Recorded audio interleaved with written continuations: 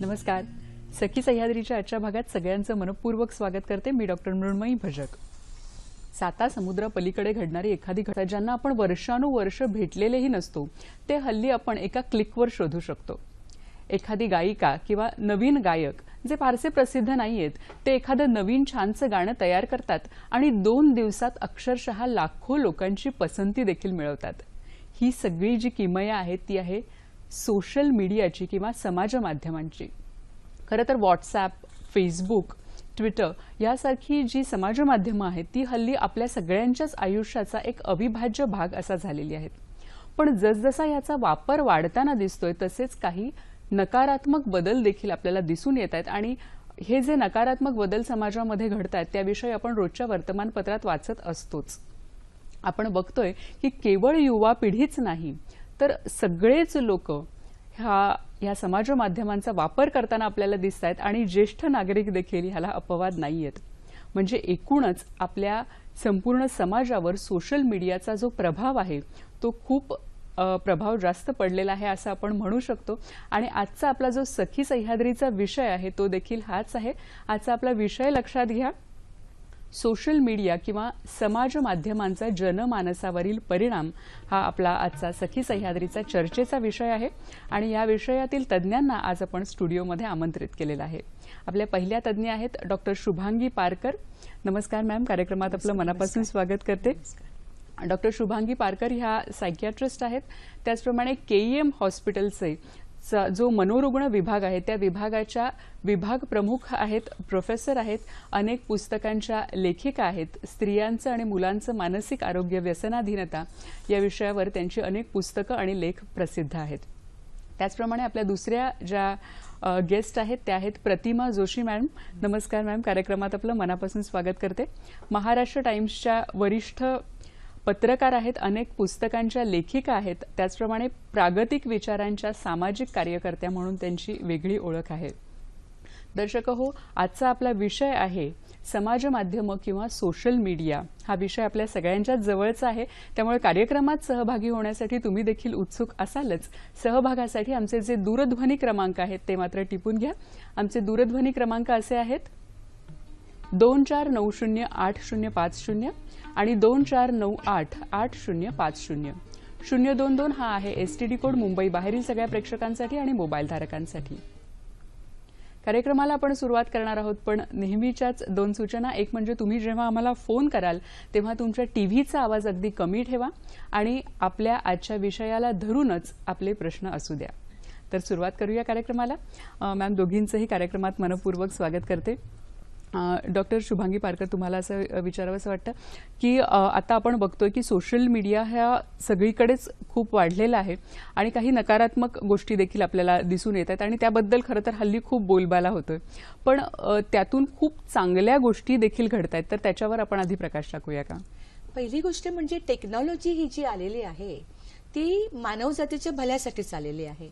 म्हणजे आज एखादी स्त्री घरात एकटी बसलेली असेल तर ती स्वतःला एकटं नाही मानू शकत. ती मैत्रिणींबरोबर टच मध्ये राहू शकते किंवा इतर नातेवाईकांशी बोलू शकते. म्हणजे सगळं जग जे आहे ना ते जवळ आलेलं आहे. म्हणजे आपण कुठे एकटं पडू शकू असं वाटायची गरज नाही. याच्याशिवाय बऱ्याच वेळेला मुलं बाहेर जातात, शाळेमध्ये जातात, त्यांना उशीर झाला किंवा काय झालं तर त्यांचा ट्रॅक ठेवता येतोय किंवा कुटुंबाचा ट्रॅक ठेवता येतो की कोण कुठे आहे, काय करते, त्यांना मदत हवी आहे का किंवा ते आनंदात आहे का. तर हे सगळे आपल्याला फायदे आहेत. याच्याशिवाय आपण अनेक गोष्टी शिकू शकतोय की बऱ्याच गोष्टी आपण गुगल प्रोफेसरकडे गेलो की आपण त्या शिकू शकतो आहे आणि बऱ्याच गोष्टी आपल्याला माहीत पडायला लागल्यात. म्हणजे नॉलेज वाढत चाललेलं आहे आपल्याला. आपण अगदी तेवढे इनोसंट नाही राहिलेलो आहोत, सगळं कळू लागलेलं आहे. तर हे प्रचंड फायदे आहेत आपल्याला. नवीन गोष्टी कळतात, भाषा कळतात, लोकांच्या चालीरीती कळतात आणि हे खूप छान आहे. म्हणजे की आपण जोडून राहिलेलो आहोत. म्हणजे एका दृष्टीने जग जवळ आलेलं आहे, आपण जे म्हणतो ते सोशल मीडियामुळे जग जवळ आलेलं आहे.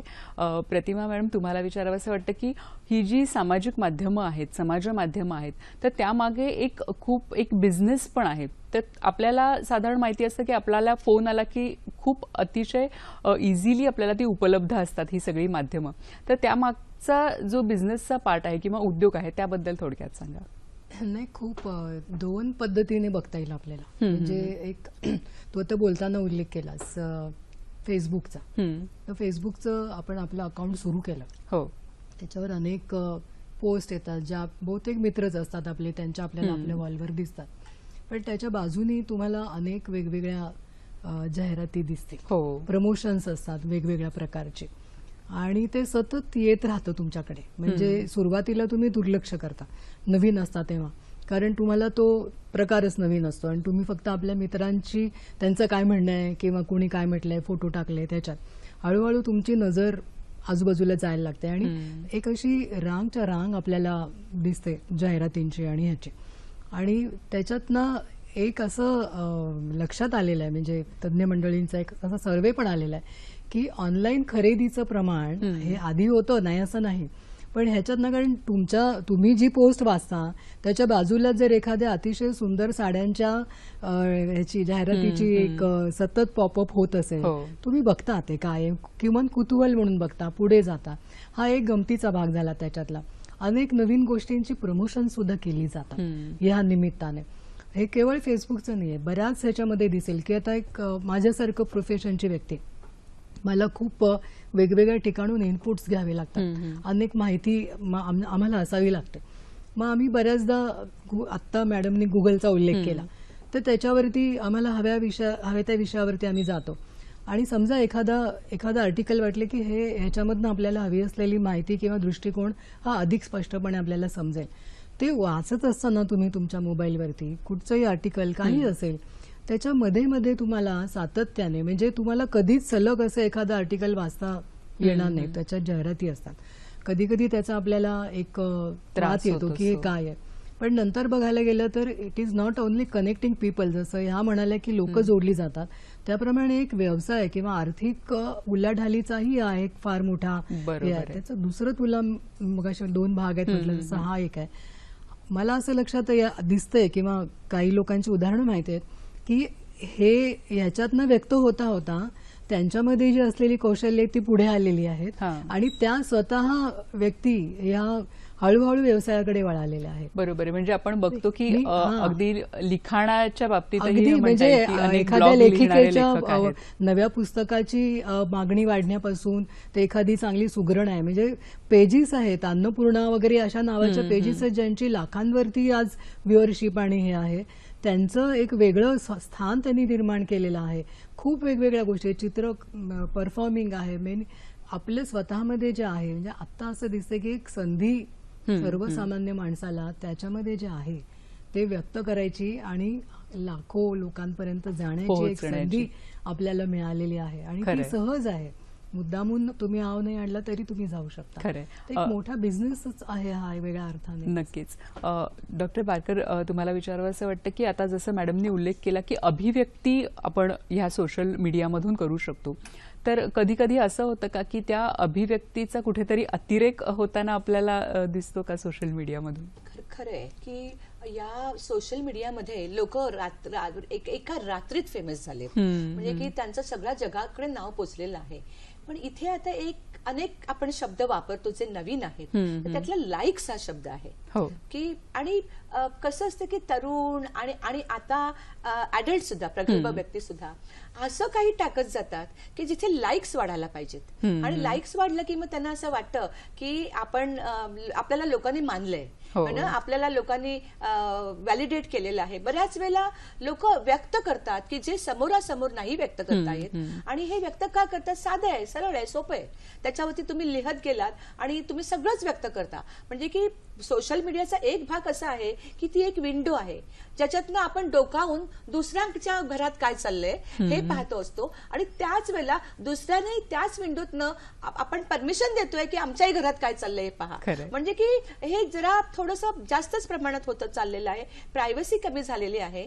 पण याच्यामध्ये हे खूप महत्वाचं आपल्याला जाणून घ्यायचंय की हा जो प्रकार आहे याच्यामध्ये आपली कुठेतरी व्यक्तिमत्व जे आहे ना हे एक आत्ममग्न व्हायला लागलंय, नार्सिसिझम यायला लागलंय की आपण असे कॉमेंट टाकावे की ते लोकांना आवडलं पाहिजे, लोकांचं व्हॅलिडेशन इझिली मिळायला पाहिजे, आपण अनॉनिमस पण राहतो, त्याच्यामुळे काही म्हणजे की आजकाल छळवाद पण झालेला आहे त्या गोष्टींना. कारण की लोकांना कसं असतं की काही लोक ज्यांचा सत्सद विवेक बुद्धी नाहीये तर मग असे काहीतरी कॉमेंट टाकतात की ज्याचा लोकांना त्रास व्हावा. फेक फेसबुक चाललेला आहे. तर या गोष्टी आपण लक्षात घ्यायला पाहिजे की याचा बराचसा काही जो काही जसा व्यापार आहे तसा जो काही उपयोग आहे तो मिसयूज आहे. मिसयूज हा झाला नाही पाहिजे.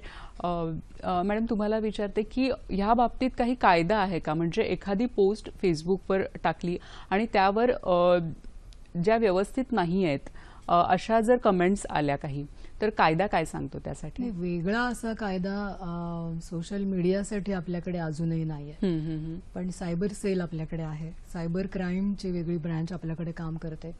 त्यांची दक्षता असते, विजिलन्स असतो. तुम्ही आता उल्लेख केला, मॅडमने उल्लेख केला, त्याच्यात बरेचसे व्यक्तिगत आणि कौटुंबिक होतं, पण या पद्धतीच्या स्वास्थ्य बिघडवणाऱ्या अशा सामाजिक किंवा राजकीय कमेंट्स करण्याचं प्रमाण सोशल मीडियावर फार मोठ्या प्रमाणात वाढलेलं आहे. आणि आपण समजून घेण्यासाठी वाचत नाही तर रिॲक्ट होण्यासाठी वाचतो. त्याच्यातनं वाद होतात, काही खून झालेले आहेत, मारामाऱ्या झालेल्या आहेत, हिंसक प्रकार आहेत. तर आपल्याकडचे जे उपलब्ध कायदे आहेत त्याच कायद्यांचा आधार घेऊन अशा व्यक्तींना आपण समज देऊ शकतो. पण सायबर सेलचं काम या काही काळामध्ये वाढलेलं आहे, ह्याच्याबद्दल काही वाद नाही. म्हणजे नक्कीच ते वाढू नये असंच कुणालाही वाटेल, पण जबाबदारीने नाही वापरलं जातं हे मीडिया, असं कधी कधी आपल्याला त्याची उदाहरणं दिसतात. नक्कीच. म्हणजे सोशल मीडियाचे जसे अनेक फायदे आहेत, जसं जग जवळ आलंय तसंच ते जबाबदारीने वापरणं ही देखील अतिशय महत्वाची अशी बाब आहे. आपल्याला एक फोन येतोय. भारत वाभळ आपल्याशी बोलतायत डोंबिवलीहून. नमस्कार, बोला.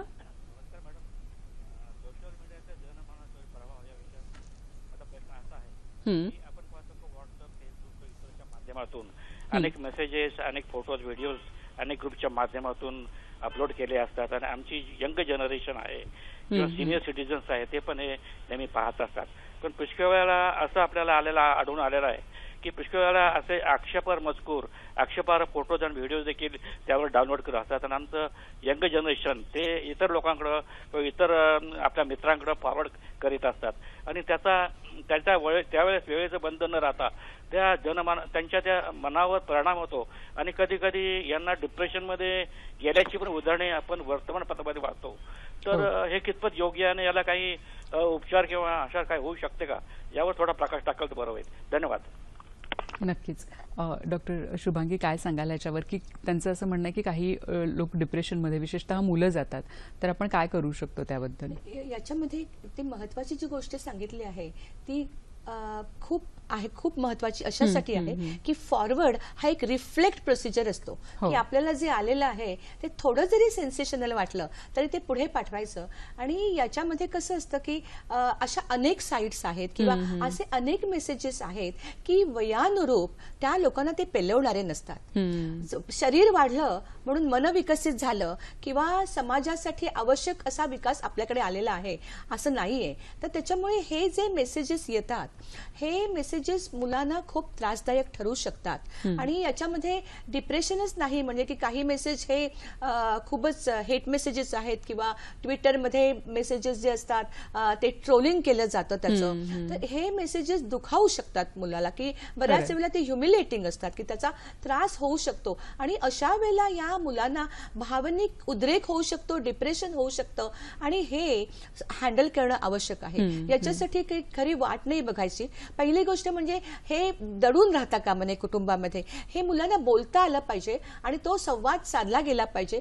पालकांनी थोडं जागृत असलं पाहिजे, कारण की आपली मुलं काय पाहता आहेत याचं थोडंसं मॉनिटरिंग व्हायला हवं. कारण की अंथरुणात रात्रभर झोपलेत, रात्री 1-1 वाजेपर्यंत अशा केसेस आलेले आहेत आमच्याकडे की मुलं अंथरुण डोक्यावरती घेतलेलं आहे आणि आतमध्ये मोबाईल चालू आहे.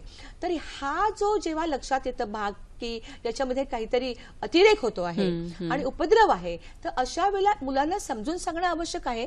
आणि त्याच वेळेला जर त्यांच्यामध्ये साधारणतः बदल दिसले, भावनिक बदल दिसले, सायकोलॉजिकल बदल दिसले, इरिटेबिलिटी वाढलेली आहे, चिडचिड वाढलेली आहेत, आता ऐकत नाहीयेत, उलट उत्तरं द्यायला लागली आहेत, अभ्यासात लक्ष नाही, अशा वेळेला त्यांना मनोरुग्ण तज्ञाकडे किंवा सायकोलॉजिस्टकडे दोन्ही ठिकाणी नेऊन नक्की काय चाललंय त्यांच्या मनात आणि त्याचा परिणाम काय होतोय हे जाणून घेऊन त्यानुसार उपचार करायला पाहिजे. नक्कीच. म्हणजे खरं तर ही गोष्ट खूप महत्वाची आहे की बऱ्याचदा असं होतं की मुलं चिडचिड करायला लागली की पालक फारसे लक्ष देत नाहीत, तर ती गोष्ट जर त्याच वेळी गंभीरपणे घेतली सुरुवातीच्या स्टेजमध्ये तर नक्कीच पुढचे जे विघातक परिणाम आहेत ते टळू शकतात. मॅम, तुम्हाला विचारते की आता बऱ्याचदा व्हॉट्सॲपवर अशा बातम्या येतात की अमुक अमुक ॲडमिनला अटक झाली वगैरे, तर त्यामध्ये किती तथ्य आहे आणि ॲडमिन हा किती जबाबदार असतो व्हॉट्सॲपवर? नाही, त्याला हे काय असे रजिस्टर्ड ग्रुप नाही आहेत किंवा हे आपले असं 4 माणसं एकत्र येतात आणि त्यांचा एक ग्रुप तयार होतो. आता सुप्रीम कोर्टाने आता अलीकडे दिलेला निकाल आहे, दिल्ली हायकोर्टाने, त्याच्याप्रमाणे तो काही जबाबदार नाहीये. म्हणजे तिथे असलेली एक अपेक्षा अशी असते की समजा एखाद्या ग्रुपवरती एका टोकाला काही जात आहे तर ते जाऊ न देणं. त्याच्यामध्ये समजा कोणी दुखावला जात असेल तर ऍडमिनचं काम एवढंच आहे की त्यांचा बॅलन्स साधणं, त्याने स्वतःचा बॅलन्स जाऊ न देता आपल्या बरोबरच्या लोकांना एकमेकांशी चांगल्या टर्म्स मध्ये कसं ठेवता येईल, चांगल्या पद्धतीने पुढे कसं जाता येईल हे त्यांनी बघावं. अनेकदा असं होतं की काही विशिष्ट उद्देशाने काही गट सुरू झालेले असतात आणि मग ते आता ह्या म्हणाल्या तशा की हॅट्रेड मेसेजेस पाठवणं, म्हणजे द्वेषपूर्ण हे करणं, एखाद्याला असं प्रक्षोभक हे करणं. सगळ्यात भयानक म्हणजे हे ट्रोलिंगचा प्रकार आहे. ट्रोलिंग हा आता अलीकडच्या काळामध्ये इतक्या वाईट पद्धतीने चांगल्या चांगल्या घरातली माणसं, चांगल्या चांगल्या प्रोफेशनमधली माणसं ज्यांच्याकडनं प्रगल्भतेची अपेक्षा आपल्याला असते, माणसं एखाद्याच्या मागे, म्हणजे असे बरीच उदाहरणं दिसतील की माणसांनी एक टोळकं केलेलं आहे आणि ते एखाद्या व्यक्तीच्या मागे हात धुवून लागलेले आहेत आणि त्याच्यातनं मग जे काय घडतं ते फार चांगलं असतं असं नक्कीच नाही.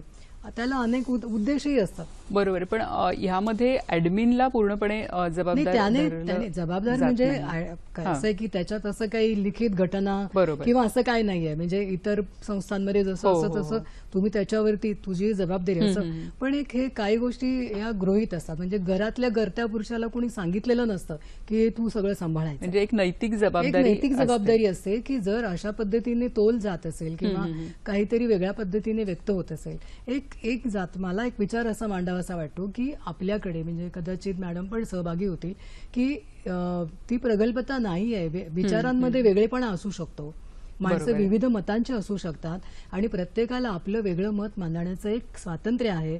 हे ज्या दिवशी मान्य होईल त्या दिवशी या पद्धतीचं ट्रोलिंग किंवा या पद्धतीची काय म्हणतात ज्याला फार वाईटाकडे जाणारी वाटचाल कमी होईल या सगळ्या ह्याच्यामध्ये. नक्कीच. आपल्याशी आणखी एक तज्ञ जोडले जात आहेत. विलास हरमळकर आपल्याशी जोडले गेलेले आहेत मालवणहून. नमस्कार, बोला. मी विलास हरमळकर मालवण बोलतोय. नमस्कार सर. नमस्कार मॅडम पारकर आणि जोशी मॅडम. हॅलो. तुमचं शैक्षणिक क्षेत्रात काम आहे, तर सोशल मीडियाचा विशेषतः ग्रामीण भागात कशा पद्धतीने परिणाम झालेला दिसतोय तुम्हाला? हो हो हो, सांगतो. आम्हाला याचा बराच उपयोग होतो की व्हेजिटेबल, फ्लॉवर ऍज वेल एज तुमचं फ्रुट्स, आंबा संबंधात संशोधन जे काय होतं माहिती दिली त्याच्या संबंधात जास्त उपयोग आम्हाला होतो आणि आम्ही एकमेकाला एक्सचेंज करतो. हा त्याचा फायदा आहे. आणि दुसरा फायदा असा की ज्ञानात भर पडते, सुखात सहभागी होता येतं, दुःखात आधार देता येतो, पुढे येणाऱ्या घटनेची माहिती सावधानता बाळगता येते, ज्ञानात भर पडल्याने उन्नतीसाठी प्रयत्न करता येतो, आर्थिक सुधारण्यात भाग घेता येतो, तसेच खोटी माहितीतून फसवता येते. हे मात्र चुकीचं हे आहे, परंतु त्याच्या प्रत्येकाच्या ह्याच्यावर अवलंबून आहे. तसंच आता तुम्हाला माहिती असेल व्हायरल गाणं झालं, त्याचा काय इफेक्ट झाले, त्याप्रमाणे हा ते खड्ड्यांवरती काहीतरी होतं म्हणून. तर हा जो उपयोग आहे बऱ्याच जणांचा, वाईटासाठी उपयोग होता कामा नये, हे बरोबर आहे. यासाठी व्यक्तीवरती संस्कार पाहिजे.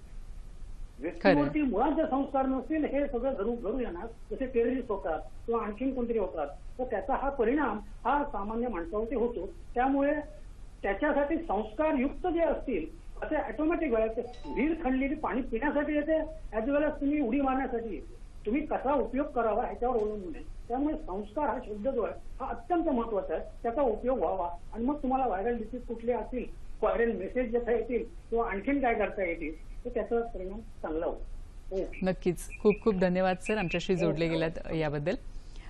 डॉक्टर शुभांगी पारकर, आता जसं त्यांनी सांगितलं की संस्कार हा जो विषय आहे तो खूप महत्त्वाचा आहे.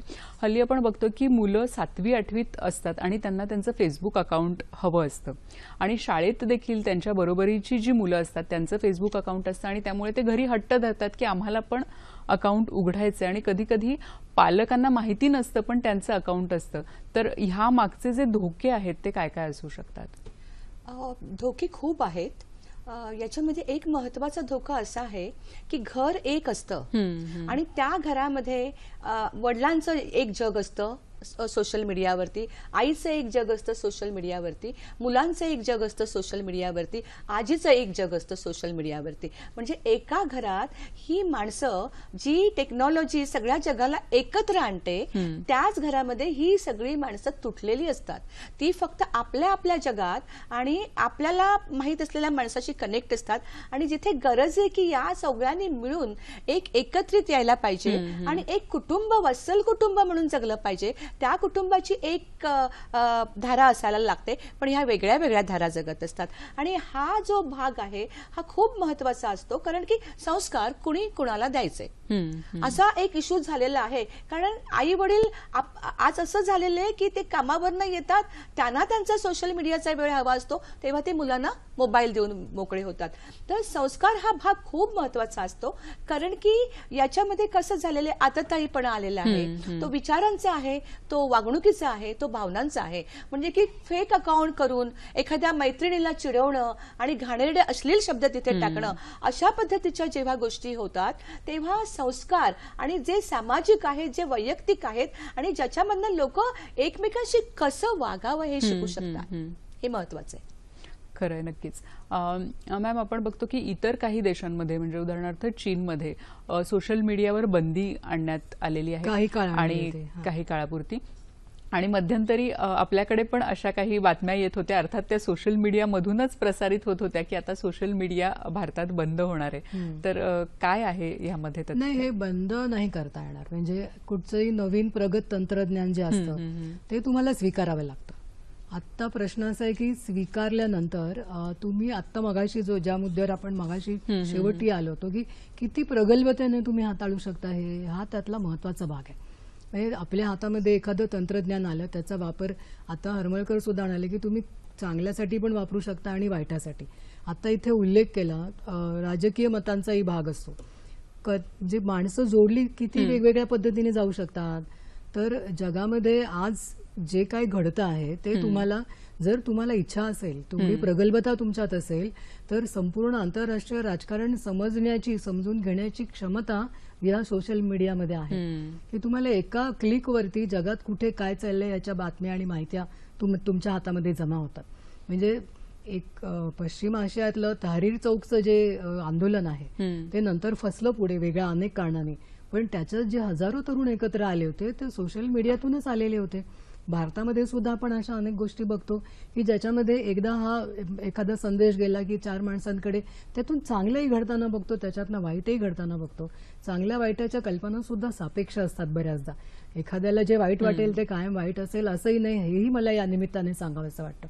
त्यामुळे हा संपूर्ण जो भाग आहे, मला जे आता इथे युट्यूबचा उल्लेख झाला, युट्यूब हे असं माध्यम आहे की ज्याच्यामध्ये तुम्ही म्हणजे 2 गोष्टी सतत असं वाटतं की इथे आता एखाद्या आपल्या अंगातली सुप्त अशी जी क्षमता आहे ती दाखवण्यासाठी जी हायरार्की पार करून जावं लागत होतं आतापर्यंत, त्याची गरज नाही उरलेली. मी माझ्या ताकदीवरती मला जे वाटतं ते चित्रित करेन आणि लोकांसमोर एक नवीन व्यासपीठ लोकांना तयार मिळालेलं आहे. आणि दुसरं असं की त्याच्यातून पुढे इतक्या वेगवेगळ्या पद्धतीच्या संधी आणि इतक्या वेगवेगळ्या पद्धतीच्या घटना, म्हणजे एकातून एक निर्माण होत जाण्याची जी चांगली साखळी आहे ती सुद्धा निर्माण होऊ शकते या सगळ्या ह्याच्यातनं. हा संपूर्ण जो भाग आहे, म्हणजे मला एकच ह्याच्यामध्ये निरीक्षण नोंदवावंसं वाटतं की आपल्याकडे कुठचंही नवीन तंत्रज्ञान, कम्प्युटर असेल, हा आपला टेलिव्हिजन असेल, आता सोशल मीडिया असेल, आपल्या भारतातले बरेचसे लोक हे व्यक्तिगत आणि मनोरंजनाच्या अंगानेच ते फार घेतात. ज्ञानार्जनाच्या अंगाने आपल्याकडे माणसं या माध्यमाकडे पाहत नाहीत. म्हणजे मला स्वतःला असं वाटतं की एखाद्या व्हॉट्सॲपवरती आपल्याला एखादं आवडलेलं चांगलं अशा प्रकारची माहिती आपण जर टाकली, ज्याच्यात विचारांना चालना देण्याची क्षमता आहे, माणसं शेवटपर्यंत किती वाचतात याच्याविषयी माझ्या मनामध्ये शंका आहे. वरवर बघायचं आणि त्याच्यावर काहीतरी कमेंट करायची, कोणी टाकलंय ते बघायचं आणि मग त्याच्यावर कमेंट करायची. माणसं आपापले गट करून आणि आपल्या परिघामध्ये राहतात. परिघाच्या बाहेर पडण्याची खूप मोठी संधी आपल्याला सोशल मीडियाने दिली आहे, विसरतो आपण असं मला नक्कीच वाटतं. मॅडम, म्हणजे हा खरं तर खूप एक वेगळा विचार आहे की परिघा बाहेर पडण्याची संधी आपल्याला दिलेली आहे. आपल्याला एक फोन येतोय निपाणीहून. शिवानंद वसेदार आपल्याशी बोलतायत. नमस्कार, बोला. नमस्कार मॅडम, निपाणीहून शिवानंद वसवे बोलतो मॅडम मी. नमस्कार, बोला.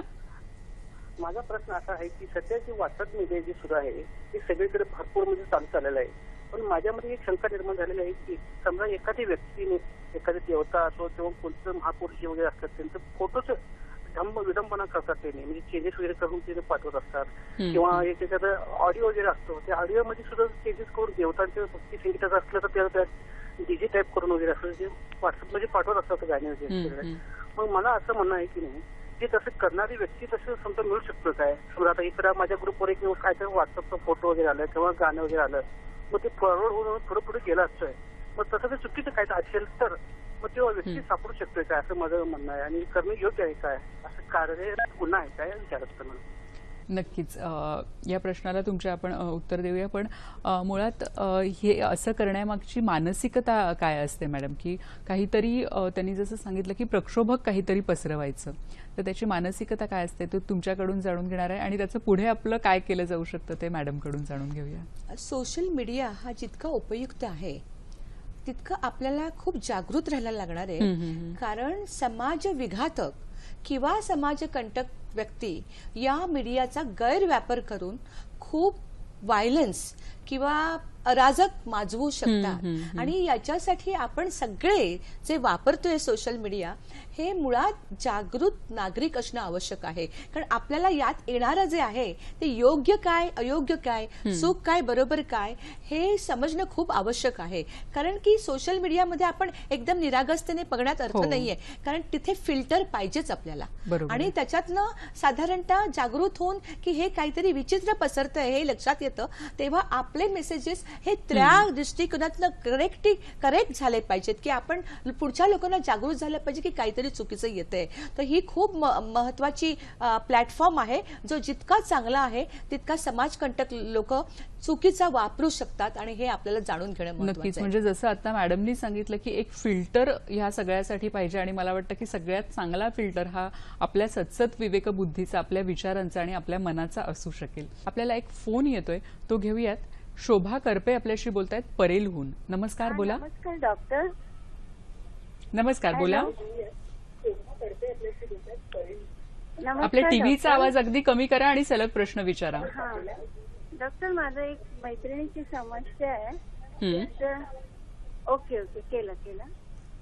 तर तिचा मुलगा आहे 16 वर्षाचा मुलगा, गेल्या वर्षी 10वीला होता. त्याने परीक्षा दिली नाही आणि यावर्षी पण दिली नाही. कारण काय तर ती सांगते रात्रभर तो चॅटिंग करत असतो व्हॉट्सअपवर, मित्रांशी सतत बोलत असतो, म्हणजे जे बोलतो तर पहाटे 5-6 वाजेपर्यंत. आणि त्याच्यानंतर 7 वाजता 8 वाजता जो झोपतो तो दिवसभर, शाळा वगैरे काही नसल्यामुळे पूर्ण दिवस झोपतो आणि उठून काहीतरी असंच बाहेरचं जाऊन खातो, पोहायचं जंक फूड खातो. तर माझ्या सांगण्यावरून तिने नुकतंच एका सायकॅट्रिस्टला दाखवलं, तर त्यांनी कुठल्याशा गोळ्या सुरू केल्यात त्या. 3 दिवस झाले त्याने घेतलं. ती म्हणते रात्री 2 दिवस तो खूप झोपला आणि गरगरतंय, चक्कर येते असं म्हणत होता म्हणे. आणि त्याच्यानंतर मग ती विचारात पडली की काय करू, पण चॅटिंग काही थांबलेलं नाहीये त्याचं सतत आणि भयंकर भडकतो तो. टीव्ही जर बंद केला, हे काढून घेतला त्याचा तो टॅबलेट, तर मोडतोड करतो आणि एवढा संतापतो ना की त्या संतापाच्या भरात आई वडिलांच्या पण अंगावर जातो. तर तिने विचारलं या गोळ्यांचा काय नक्की परिणाम झालाय, देऊ का? आणि डॉक्टरांनी सांगितलंय त्याला 3 आठवडे त्या गोळ्या रेग्युलर रात्रीच्या त्या एकही दिवस चुकवू नका. तर मी तिला सध्या तोच सल्ला दिलाय की तू गोळ्या चुकवू नको. तर ती म्हणते त्याच्या झोपेचं काय आणि रागाचं काय. तर अनायसे आज आपला प्रोग्राम ऐकते, तर मला आपण तिला सल्ला देऊ शकाल का? हो ती नक्कीच. पण डॉक्टर ऐकते. शुभांगी पारकर आपल्याला सल्ला देतील. ही सगळी ॲडिक्शनची लक्षणं आहेत मला वाटतं. काय होतं की हे जे बिप्स किंवा सोशल मीडियामध्ये आपण जे गुंततो, इव्हेंच्युअली त्याचा ब्रेनशी थोडा संबंध येत जातो आणि एक व्यसनजन्य पदार्थांचा जो भाग व्यसनात आहे तोच भाग या इंटरनेट किंवा अनेक सोशल मीडियाचा माणसाच्या जीवनात होऊ शकतो आणि त्याच्या शिवाय करमत नाही त्यांना. म्हणजे की जेव्हा जेव्हा तुम्ही जर जबरदस्तीने की त्याचा जर मोबाईल काढून घेतला किंवा त्याचा सोशल मीडियाचा ऍक्सेस बंद केला तर त्याच्यामध्ये एक प्रकारचा विड्रॉल येतो की जे तडपायला लागतो माणूस तो, आणि मग त्यांचा जो चिडचिड आहे, संताप आहे, तो पराकाठीला पोचतो. कारण त्याच्याशिवाय जगणं होत नाहीये त्याच्या बाबतीत. तो अवलंबून झालेला आहे त्याच्यामध्ये. तर याला साधारणतः ट्रीटमेंट देणं आवश्यकच आहे. कारण की वेळेचा अपव्यय होऊन ऊर्जेचा अपव्यय झाल्यामुळे त्याने परीक्षा दिलेली नाहीये. म्हणजे की त्याचं भविष्य आज एक प्रश्न बनून राहिलेला आहे आणि अशा वेळेला त्याला ट्रीटमेंट देणं आवश्यक आहे. पण ट्रीटमेंट देताना गोळ्या तर आवश्यक आहे, कारण की त्या सांगतायत त्याप्रमाणे तो आक्रमक होत चाललेला आहे, व्हायलंट होत चाललेला आहे. तर गोळ्यांची गरजही आहे आणि तो साधारणतः शांत होईल आणि त्याचं लक्ष जेव्हा केंद्रित होईल साधारणतः आपल्या काउन्सिलिंगसाठी, तेव्हा त्याच्यावर ते करायला लागणार आहे. आणि याचबरोबर त्याच्या आई वडिलांना काउन्सिलिंग करायचं खूप महत्वाचं आहे. येस, म्हणजे पालकांनाही काउन्सिलिंग किंवा पालकांना समुपदेशनाची पहिल्यांदाच खूप करायला गरज आहे. हवं. कारण की हे होणारे जे बदल आहेत हे त्यांनी आधीच जर लक्षात घेतले तर हे इथपर्यंत जे पराकोटीला पोचतं ते आपल्याला थांबवता येईल. बरोबर हे आहे. खूप महत्वाचं आहे. मॅम, मगाशी आपल्याला निपाणीहून फोन आला होता शिवानंद वसेदार यांचा, की त्यांनी असं विचारलं होतं की हे जे प्रक्षोभक मेसेजेस किंवा व्हिडिओज पाठवले जातात तर त्याचं ट्रॅकिंग आपण करू शकतो का आणि त्यांच्यावर काय कारवाई होऊ शकते? नाही, नवीन तंत्रज्ञानाप्रमाणे याचं ट्रॅकिंग करता येतं. 2-3 भाग आहेत. थोडंसं कौशल्याचं आणि टेक्निकॅलिटीज मधलं काम आहे. अनेकदा अनेक प्रकारचं विघातक हे असतात. म्हणजे अगदी सेक्शुअली एखादा वाईट अनुभव देण्यापासून ते एखाद्या माणसाची बदनामी इतक्या हद्दीपर्यंत जाऊन करायची की त्याला, आणि इकडचं तिकडे तिकडचं इकडे. आता मॉर्फिंग आणि फोटोशॉपिंग हे आपल्याकडे इतकं प्रचंड मोठ्या प्रमाणात झालेलं आहे. आणि कशाही पद्धतीने, म्हणजे आज आपण आता इथे तिघी जणी बसलो तर आपले चेहरे बदलले जाऊ शकतात आणि पूर्ण कार्यक्रम वेगळीच माणसं करतात असंही दाखवता येऊ शकतं. पण हे ओळखण्याची तंत्र सुद्धा आपल्याकडे आहे. म्हणजे असं नाही समजायचं कारण की करणारी माणसं आणि ह्या ज्या सगळ्या वेगळ्या लॅब्सच आहेत एक प्रकारच्या, की काहीतरी जुनं एखादं घ्यायचं फुटेज आणि त्याच्यामध्ये दुसरंच काहीतरी वेगळं मॉर्फिंग करायचं किंवा हे, या पद्धतीने अशा केसेस उघडकीला आलेल्या आहेत. म्हणजे पर्टिक्युलरली व्यक्तिगत बदनामी करण्याच्या संदर्भामध्ये हे तंत्र खूप मोठ्या प्रमाणामध्ये वापरलं जातं. ते उघडकीला येण्याचं प्रमाण आता जरी कमी असलं तरी सुद्धा ते येऊ शकतं हे आता सिद्ध झालेलं आहे. आणि तसं झाल्यानंतर संबंधित व्यक्तींना अटक होऊन पुढे कारवाई सुद्धा व्हायला सुरुवात झालेली आहे. म्हणजे मला या निमित्ताने आपण सगळ्यांना सांगूया इथे की आपल्याला जर अशा पद्धतीने काही विकृत आनंद घेण्याची कोणाला सवय असेल ऐकणाऱ्यांपैकी सुद्धा, तर हे फार काळ चालणार नाही. आता हेही तंत्र विकसित होत आहेत. तर जसं विचारलं गेलं की मूळ कोणी पाठवला मेसेज, हा सुद्धा ट्रॅक करता येऊ शकतो आता. नक्कीच. म्हणजे जसं विकृतीसाठी जसं तंत्रज्ञान आहे तसंच ते पकडण्यासाठी देखील आज तंत्रज्ञान जिथे प्रश्न आहे तिकडे उत्तरही आहे. नक्कीच मॅडम. आपल्याला एक फोन येतोय. उमा महाजन आपल्याशी बोलतायत तासगाव सांगलीहून. नमस्कार, बोला. विषय खूप चांगला आहे. संस्कार फक्त काही घरातून होत नसतात. बाहेर ठराविक वयात मुलं बाहेर पडतात. शाळा, कॉलेज, पीअर ग्रुप, वातावरणात, शेजारी पाजाऱ्यांच्यातून कळत न कळत चांगले आणि वाईट दोन्ही संस्कार होत असतात. माझे मत आहे की मुलं जे शाळा कॉलेजमध्ये असतात त्यांच्यात जास्त आपण जागरण करून बाबा सोशल मीडियाचं काय रिस्क आहे, तुम्ही कसं वागलं पाहिजे तिथं जर आपण दाखवलं आणि मुलं शाळा कॉलेजमधल्या शिक्षिका आणि सरांचे खूप ऐकतात, कळतं आणि वळतं. पण मला वाटतं तिथं थोडंसं आपण काहीतरी प्रयत्न केलं पाहिजे असं मला वाटतं. तुम्हाला पटते का? नक्कीच. धन्यवाद उमाताई कार्यक्रमात सहभागी झाल्याबद्दल. मॅम, मला एक असं सांगा की आता आपण हल्ली सेल्फीचं खूप क्रेज आलेलं आहे. आपण बातम्या बघतो की अनेक अगदी जीव दगावण्यापर्यंत मजल गेलेली आहे ह्या सेल्फीनी, आणि अमेरिकेने सेल्फी हा एक रोग जाहीर केलेला आहे. तर सेल्फी काढण्याची, म्हणजे जेव्हा सेल्फी काढतो तेव्हा नुसता सेल्फी नसतो, तर तो सोशल मीडियावर टाकण्यासाठी आपण काढत असतो. तर ही जी स्वतःला दाखवण्याची जी विशेषतः तरुणाईची जी मानसिकता आहे, तर त्यामागची काही कारणं आहेत का? कारणं अशी आहेत की याला नार्सिसिस्टिक, म्हणजे की एक स्वयंकेंद्रित प्रवृत्ती जी आहे आणि स्वतःला, म्हणजे की ती स्पर्धा आहे. ओके, की एकाची सेल्फी अशी आली तर त्याच्याही पेक्षा आपण चांगली सेल्फी कशी घालावी, तर सोशल मीडियामध्ये ही स्पर्धा रंगत असते आणि याच्यामध्ये लोकांचं भान जातं. अनेक अपघात झालेले आहेत आणि लोकांचा मृत्यू झालेला आहे आणि हे खूप महत्वाची गोष्ट आहे. पण हे सेल्फी काढण्याचं जे वेड आहे ना, हे पुन्हा कुठेतरी व्यसनाधीनतेच्या लेवलपर्यंत जात आहे. आणि सेल्फीमध्ये एकतर स्वतःबद्दल सगळं एक आत्मकेंद्रित होऊन ही व्यक्ती नाही म्हणायला जगातल्या विधायकतेपासून तुटत चाललेली आहे. आणि हे खूप महत्वाचं आहे, कारण की प्रोडक्टिव्हिटी कमी आणि न्यूसन्स जास्त. म्हणजे त्याच्यामध्ये हे असं झालेलं आहे. आणि सेल्फी काढताना सुद्धा ती कशी काढायची, ती कशी असायची, त्याला लाईक्स किती आले त्याचा फॉलोअप ठेवायचा, म्हणजे की अभ्यास नाही किंवा इतर कामं नाहीत आणि संपूर्ण वेळ वाया गेलेला आहे. आणि त्याच्यामुळे अनेक मुलं मागे पडलेली आहेत. बरोबर, हे खूप महत्वाचं आहे, कारण की भविष्य काळामध्ये हे एक प्रकारचा आत्मघातकी आहे. नक्कीच. म्हणजे जसे चांगले सोशल मीडियाचे फायदे आहेत, तसे काही नकारात्मक बदल देखील आपल्याला इथे घडताना दिसून येत आहेत. पण हे जे मीडिया आहे हे कसं हाताळायचं हे मात्र आपल्याच हातात आहे. आज आपण बघतोय की फेसबुक, ट्विटर हे जी अशा प्रकारची जी समाज माध्यमं आहेत, तर त्याचे 10 कोटीहून अधिक रजिस्टर्ड युजर्स आपल्याला बघायला मिळत आहेत. मॅडम, एवढ्या मोठ्या प्रमाणात रजिस्टर्ड युजर्स आहेत आणि कुठेतरी आपल्याला असंही दिसून येतं की मगाशी तुम्ही म्हणालात की विधायक कामांसाठी देखील याचा उपयोग होतोय. तर अनेक आपल्याला पुस्तकं आज खूप सहज उपलब्ध होत आहेत. तर ह्यातून कुठेतरी वाचन संस्कृती एका वेगळ्या पद्धतीने वाढती असं वाटतं का तुम्हाला? नाही, आहे. म्हणजे सगळंच निगेटिव्ह आहे असं समजायचं कारण नाही. काही चांगल्या गोष्टीही घडतात, असेही काही ग्रुप तयार होत आहेत, अशीही काही सारख्या आवडीची माणसं एकमेकांना भेटत आहेत. म्हणजे आता जसं या म्हणाल्या की एखादी व्यक्ती एकटीच घरामध्ये आहे, ती जशी जोडली जाते तिच्या कुटुंबाबरोबर, तसं एक खूप विस्तारित कुटुंब सुद्धा आपल्याला वाढताना दिसत आहेत.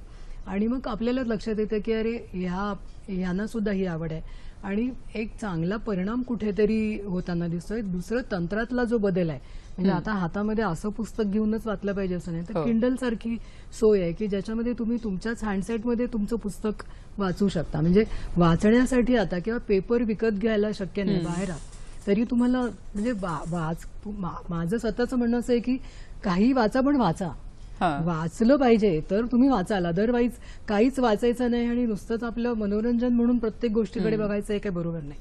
त्यामुळे त्याचा खूप चांगला परिणाम केवळ वाचनाचं नाही, अनेक म्हणजे कितीतरी चांगले जुने चित्रपट, नवे चित्रपट, जगभरातले अनेक चांगल्या चांगल्या पद्धतीच्या फिल्म्स, ज्या एरवी फक्त आपण इथे चित्रपट महोत्सव झाला, इकडे हे झालं, आज तुम्हाला त्या तुमच्या एका क्लिकवरती बघायला मिळतात. वेगवेगळे परफॉर्मन्सेस बघायला मिळतात, संगीत ऐकायला मिळतं. आयुष्यातली खूप अंग तुमच्याकडे मला असं वाटतं की अशी जवळ आलेत तुमच्या, आणि त्याच्यातनं संपन्न आयुष्य झालंय आपल्या सगळ्यांचं, असेही अनुभव आपल्या वाटेशी आहेत. त्यामुळे हे चांगलं सुद्धा आहे आणि ते आपण ठरवायचंय की या चांगल्यात मी माझा वाटा कसा उचलणार आहे, अगदी खरं आहे, त्याचा आनंद मी कसा घेणार आहे या सगळ्याच्या. अगदी खरं आहे. आपल्याला एक फोन येतोय. रवींद्र कुडाळकर आपल्याशी बोलतायत पुण्याहून. नमस्कार, बोला. मॅडम, आजचा विषय खरंच अभिनंदनीय आणि स्तुत्य आहे. धन्यवाद. खूपच छान आहे, कारण हा जो परिणाम होतो आहे फेसबुकचा म्हणा, व्हॉट्सअप म्हणा किंवा मेसेंजरचा, खरंच अतिशय धोकादायक परिणाम आहे समाज मानवावर होणारा. मला 2-3 मुद्द्यांबद्दल बोलायचंय. तर फेसबुकला एक 3-4 महिन्यापूर्वी एका निर्मात्यानं स्वतःच्या आत्महत्येबद्दलची पोस्ट टाकली होती. म्हणजे किती यातनं सुद्धा एखादं अनुकरण करून आत्महत्येचे विचार काही कारण नसताना मनात येऊन आत्महत्या चुकीची सुद्धा होऊ शकते. दुसरी गोष्ट अशी की फेसबुकच्या पोस्टवरनं, व्हॉट्सअपच्या पोस्टवरनं रेल्वेमध्ये स्टंट करण्याचं प्रमाण देखील वाढत चाललेलं आहे. असे व्हिडिओ जे पोस्ट करून ते देखील चांगलं नाही. आणि दुसरं एक सत्य घटना, पुण्यातल्या माझ्या एका मित्राचा मुलगा मगाशी ज्या ताईंनी उल्लेख केला त्याचप्रमाणे रात्रभर चॅटिंग करतो. घरच्यांना वाटतं याचं काही प्रकरण वगैरे बाहेर आहे का, चुकीच्या मार्गाला तर आपला मुलगा जात नाही ना. आणि यातूनच जे नैसर्गिक प्रेमबंध आहेत कुटुंबातल्या एकमेकांचे, नैसर्गिक जिव्हाळा आहे, नैसर्गिक एकमेकांबद्दल ज्या सकारात्मक भावना आहेत त्या देखील नष्ट होऊ पाहत आहेत असं मला वाटतं. आपण काय सांगाल? धन्यवाद. धन्यवाद सर. आत्महत्येचा एक ज्वलंत विषय जो सध्या चालू आहे की मुलांमधल्या, तर तो विषय त्यांनी काढलेला आहे. तर पालकांनी कसं ओळखावं की आपला मुलगा त्या दिशेने चाललेला आहे? हा खूप महत्वाचा भाग आहे आणि पालकांनी ओळखलं आधीच तर पुढची हानी टाळता येईल. तर याच्यामध्ये मुलांमध्ये होणारे बदल साधारणतः भावनिक आणि वर्तणुकीतले बदल हे दिसून येतात. कारण की मुलं जेव्हा चिडचिडतात, संतापतात, काबूत राहत नाही किंवा एकटी राहतात, म्हणजे त्यांची जी खरी पर्सनॅलिटी आहे, जे त्यांचं खरं व्यक्तिमत्व आहे ते बदलताना आपल्याला दिसतं. आणि याच्याशिवाय ते साधारणतः मृत्यूच्या गोष्टी करतात किंवा कोणी असं केलंय त्याच्या आठवणी सांगतात. तर या गोष्टी आपल्याला साधारणतः लक्षात घेतल्या पाहिजेत. कारण कधी कधी त्याच्यामध्ये ते आई वडिलांशी चिडताना असं सांगतात, तुला ना मी उद्या दिसलो नाही तर तुला समजेल. मला असं वाटतं आई वडील पण असं वाटतं की त्यांना की काय मॅनिप्युलेशन करतोय, काय आपल्याला धमक्या देतोय. पण या धमक्या सिरियसली घ्यायला हव्यात. कारण ते मुलांचं जग आहे आणि मुलांकडे हा अडल्टचा म्हणजे की प्रगल्भ शहाणपणा नाहीये. ते जेव्हा बोलतात तेव्हा या बोलण्याचा पुढे काय परिणाम होईल, या कृतीचा पुढे काय परिणाम होईल हे मुलांना माहीत नसतं. आणि अशा वेळेला त्या गोष्टींमधून अधीन होऊन काहीतरी विचित्र कृती करणं हे मुलांच्या हातनं घडू शकतं. पण त्याचे जे वेध आहेत ते मला असं वाटतं आई वडिलांनी आधीपासून घ्यायला हवेत आणि ते लक्षात येऊ शकतं. म्हणजे आपण हे जेव्हा हाताबाहेर जातं ना त्याच्यानंतर ते आपल्या लक्षात येतं. आणि कारण की ते आपण तेव्हा टाळलं. तर मला असं वाटतं की आजकालच्या पालकांनी जागृत व्हायला हवं आणि आपली मुलं आत्महत्याचा प्रयत्न करू शकतात, व्यसन करू शकतात किंवा विचित्र वेडवाकडं वागू शकतात. या 3 गोष्टी आपण लक्षात ठेवून त्यांना सुधारायचा प्रयत्न करायला पाहिजे. या गोष्टी आपल्या घरात होत नाहीत असं मानून नाही चालणार. कारण जग हे जितक्या वेगाने आपल्या जवळ येत आहे तितक्या वेगाने अनेकाविध विचित्र गोष्टी ज्या हाताबाहेर जाऊ शकतात त्या घडत आहेत. नक्कीच. मॅडम, असंही होतं की शहानिशा न करता मेसेज पुढे पाठवला जातो की खरंच त्यामध्ये जो काही मेसेज असेल तर त्यामध्ये खरंच तथ्य आहे का किंवा खरं आहे का ते काहीही बघितलं जात नाही. आणि बऱ्याचदा असे मेसेजेस येतात की अमुक अमुक नंबरवर फोन करा, हेल्पलाईन वगैरे, आणि खरं तर ते नंबर अस्तित्वात देखील नसतात बऱ्याचदा. तर त्याबद्दल काय म्हणणं आहे तुमचं? त्याबद्दल बोलायच्या आधी थोडंसं मॅडमच्या आधीच्या मुद्द्याचं मी मुलांच्या संदर्भात आहे तोपर्यंत त्यांनी जे मांडलंय ते बरोबर आहे. पण हा जो आता म्हणजे फोन आपल्याला आला होता तशा प्रकारची उदाहरणं अलीकडच्या काळात बरीच घडलेली आहेत. म्हणजे आत्ताच अगदी म्हणजे आमच्याच माध्यमातल्या एका तरुण मुलाने काही त्याच्या व्यक्तिगत कारणासाठी असंच लिहिलं फेसबुकवरती, मी आत्महत्या करणार, आणि त्याने केली. मला हे ना सगळं एका परीने माणूस एकाकी पडल्याचं लक्षण वाटतं. त्याचा संवादच त्याला असं वाटतं की आपण नाही शेअर करू शकत आपल्या मनातलं जे काय ते. हे कुठेतरी भयानक आहे असं मला वाटतं. म्हणजे आपल्या आयुष्यामध्ये जे काय आपल्याला कुरतडणार आहे, त्रास देणार आहे, त्याच्यातून मार्गच निघू शकत नाही अशा पद्धतीने माणूस स्वतःला असहाय्य समजू लागणं हा त्यातला खूप वाईट अशा प्रकारचा भाग आहे. आणि त्याच्याकडे केवळ घरच्यांनी नाही तर मला असं वाटतं की तो जिथे वावरतो त्या आजूबाजूच्या लोकांनी सुद्धा लक्ष द्यायला पाहिजे. ते आपल्याकडे कुठेतरी कमी झालंय असं मला वाटतं. तुझ्या दुसऱ्या प्रश्नाचं उत्तर असं की हे खरंच आहे मॅडम, त्या प्रश्नाकडे मी येणार आहे पण आपल्याला फोन येतोय. विवेक पाटील आपल्याशी बोलतात अमरावतीहून. नमस्कार, बोला. नमस्कार मॅडम, बोला. आता एक प्रश्न तुम्ही एक हे झालं की एका मुलगा ऍडिक्ट झालेला आहे सोशली आता, आणि त्याला उपचार चालू आहे, सायकायट्रिस्टची औषधं देत आहे.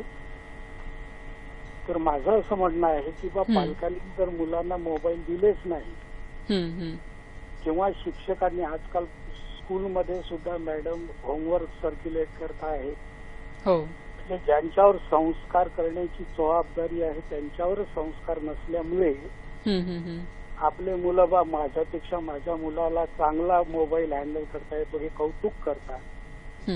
आता मुलगा रडला तर तुम्ही त्याला चॉकलेट आणली तर त्याला चॉकलेटची सवय लागेलच. आणि मग म्हणजे तो बाळ- मोबाईल देऊच नयेत असं तुमचं म्हणणं आहे. बघूया आपले तज्ज्ञ काय म्हणतायत ते. मॅम काय सांगाल? त्यांचं म्हणणं आहे की मुळात मोबाईल देऊच नयेत. अगदी थोडक्यात काय सांगाल? मोबाईल देऊच नाही तसं घडणार नाहीये. टेक्नॉलॉजीचा जो फायदा आहे तो माणसाला व्हायला हवा आणि मुळात ही टेक्नॉलॉजी फायद्यासाठी आलेली. खरं. ओके, पण जेव्हा आपण मोबाईल देतो तेव्हा पालकांनी ते मॉनिटर करायला पाहिजे. कारण की कसं असतं की आता साधारणतः फिल्टर असलेले मोबाईल येऊ शकतात किंवा आई वडिलांनी ते नेमकं काय बघतायत याचा संवाद साधला पाहिजे. सोशल मीडियाचा उपयोग करून आपण यांत्रिक संवाद पुढे ढकलतोय असं नाही व्हायला पाहिजे. कारण ह्युमन संवादाला म्हणजे माणसांच्या संवादाला यांत्रिक संवाद हा पर्याय नव्हे.